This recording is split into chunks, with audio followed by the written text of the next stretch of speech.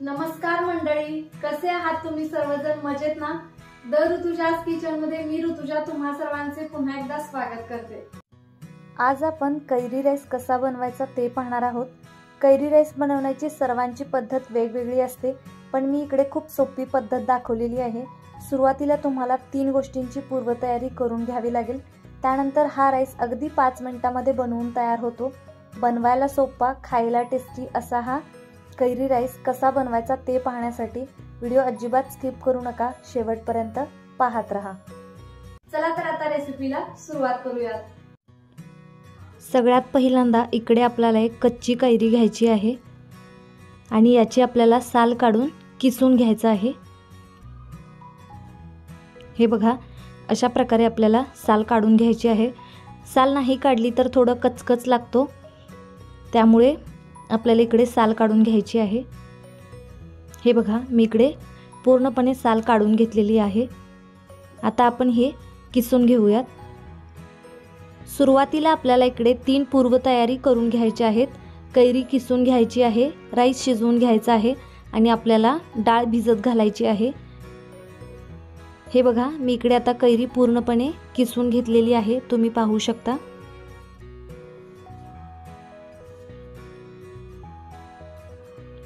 इकडे मी डाळ ही भिजत घातली होती। जर तुम्ही कोमट पाण्यात डाळ भिजत घालत असाल तर 1 ते 2 तासामध्ये डाळ भिजली जाते, पण जर थंड पाण्यात घालणार असाल तर 3 ते 4 तास आपल्याला पाण्यामध्ये ही डाळ भिजत ठेवावी लागते। आणि मी इकडे राईस ही शिजवून घेतलेला आहे, तुम्ही पाहू शकता। तुम्ही कोणत्याही पद्धतीचा राईस इकडे वापरू शकता, फक्त थोडासा तो मोकळा व्हावा अशा पद्धतीचा वापरा। जास्त चिकट राईस अजिबात वापरू नका। सुरुवातीला सांगितल्याप्रमाणे इकडे आपल्याला तिन्ही पूर्वतयारी करून घ्यायची आहेत, म्हणजे आपला राईस खूप पटकन बनून तयार होईल। आता आपल्याला एका कढईमध्ये तेल घ्यायचं आहे। तेल तुम्ही जितका राईस बनवणार आहात त्यानुसार कमी जास्त करू शकता। तेल थोडंसं गरम झालं की यामध्ये मोहरी घालायची आहे आणि आता मोहरी तडतडली की यामध्ये आपल्याला जिरे घालायचे आहेत। त्यानंतर यामध्ये आपल्याला कढीपत्त्याची पाने घालायची आहेत। लसूण मी इकडे बारीक चेचून घेतलेला आहे, तो यामध्ये आता घालायचा आहे। कढीपत्ता, लसूण आणि कोथिंबीर इकडे आपल्याला जास्त वापरायचं आहे, त्यामुळे कैरी राईसला खूप छान चव येते। आता हे आपल्याला व्यवस्थित भाजून घ्यायचं आहे। जास्त लालसर होईपर्यंत पण भाजायचं नाहीये, थोडंसं आपल्याला हे भाजून घ्यायचं आहे। हे आपलं आता भाजून झालेलं आहे। यामध्ये आपण भिजत घातलेली डाळ घालूयात। डाळ तुमच्या आवडीनुसार तुम्ही कमी जास्त करू शकता, तुम्हाला जर आवडत असेल तर तुम्ही थोडीशी जास्तही वापरू शकता। त्यानंतर यामध्ये आपल्याला किसून घेतलेली कैरी घालायची आहे। तुम्ही यामध्ये भाजलेले शेंगदाणेही वापरू शकता, पण फक्त डाळच वापरली तरीही खूप छान चव येते। आता हे सर्व आपल्याला व्यवस्थित भाजून घ्यायचं आहे। ज्यांना कुणाला भाजलेले शेंगदाणेही यामध्ये आवडतात त्यांनी घातले तरीही चालतील। हेही आपल्याला आता 2 ते 3 मिनिटं भाजून घ्यायचं आहे। हे बघा, आता 2 ते 3 मिनिटं हे मी भाजून घेतलेलं आहे। त्यानंतर यामध्ये आपल्याला लाल मिरची घालायची आहे। लाल मिरची तुम्ही सुरुवातीला फोडणीमध्येही घालू शकता। त्यानंतर यामध्ये थोडीशी हळद घालायची आहे, थोडीशी लाल मिरची पावडर घालायची आहे आणि थोडीशी आपल्याला हिंग पावडर घालायची आहे। आता हे सर्व आपल्याला व्यवस्थित भाजून घ्यायचं आहे। लाल तिखट थोडंसं कमीच वापरायचं आहे, त्यामुळे जास्त तिखटपणा कैरी राईसला येत नाही। कैरी राईस थोडासा आंबट गोड तिखट असा छान लागतो। हे सर्व व्यवस्थित आपल्याला 2 ते 3 मिनिटं भाजून घ्यायचं आहे।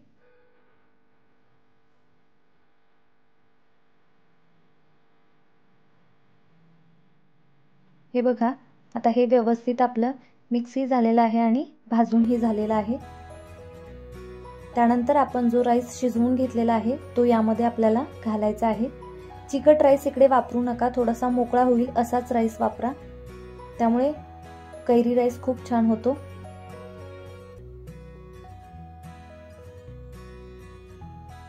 कैरी थोडीशी तुम्ही आंबटच घ्यायची आहे। त्यानंतर यामध्ये आपल्याला मीठ घालायचं आहे। जर तुम्ही भात शिजवताना मीठ घातलं असेल तर इकडे थोडंसं कमीच वापरा। मी भात शिजवतानाही मीठ घातलं होतं, त्यामुळे इकडे थोडंसं कमी मीठ वापरलेलं आहे। आता हेही आपल्याला सर्व व्यवस्थित मिक्स करून घ्यायचं आहे। हा कैरी राईस खूप छान लागतो, त्यामुळे तुम्ही एकदा नक्की ट्राय करून पहा। त्यानंतर यामध्ये थोडीशी साखर घालायची आहे। त्यानंतर यामध्ये तिळाचं कूट घालायचं आहे। मी तीळ भाजून घेतले होते आणि त्याचं कूट करून घेतलेलं आहे। तुम्ही त्याऐवजी शेंगदाण्याचं कूटही वापरू शकता, पण तिळाचे कूट वापरल्यामुळे खूप छान चव येते, त्यामुळे शक्यतो तुम्ही तिळाचे कूटच वापरा।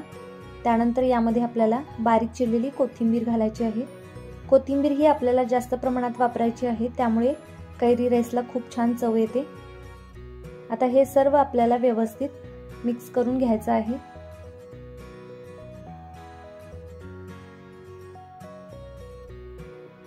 हे बघा, आता व्यवस्थित मिक्स झालेलं आहे, तुम्ही पाहू शकता। त्यानंतर याच्यावरती आपल्याला झाकण ठेवून द्यायचं आहे। 2 ते 3 मिनिटं आपल्याला हे वाफवून घ्यायचं आहे।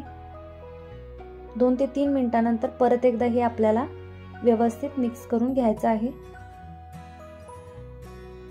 हे बघा, मी परत एकदा आता हे मिक्स करून घेते। हा कैरी राईस तुम्ही गरम गरमच खा, खूप छान लागतो। जर थंड झाला तरीही चांगलाच लागतो, पण गरम गरम याची थोडीशी जास्त छान चव येते। आता हे आपण झाकण ठेवून देऊयात। अशा प्रकारे आपला कैरी राईस बनवून तयार झालेला आहे। मी एका प्लेटमध्ये काढून घेतेय। आंबट गोड तिखट अशी खूप छान चव येते, त्यामुळे तुम्ही हा कैरी राईस नक्की ट्राय करून पहा।